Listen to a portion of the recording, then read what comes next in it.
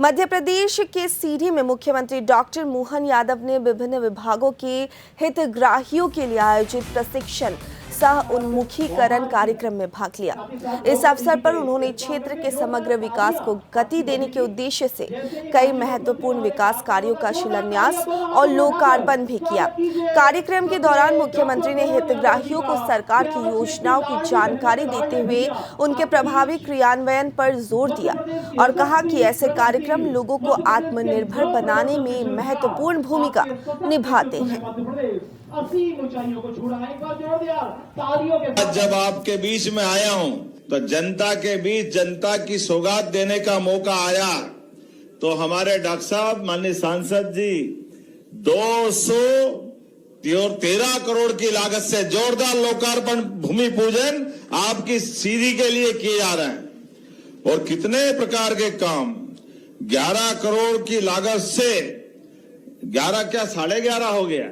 एक बगिया मां के नाम, कितना अच्छा कार्यक्रम है।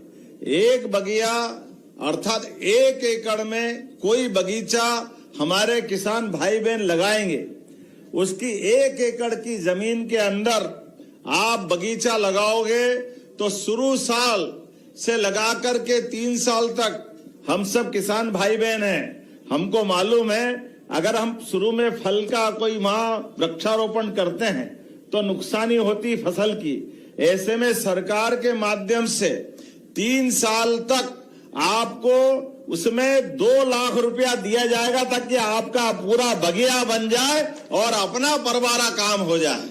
अब आप बताओ 2 लाख रुपया 3 साल में 1 एकड़ के लिए दे करके आपका 3 साल में बगीचा हो गया तो अपने आप ही लाभ मिलेगा और 1-2 बगिया नहीं। इसलिए मुझे इस बात का आनंद है सीधी के अंदर 11.5 करोड़ की बगिया बन रही। जोरदार अभिनंदन करें इस माध्यम से बड़े पैमाने पर।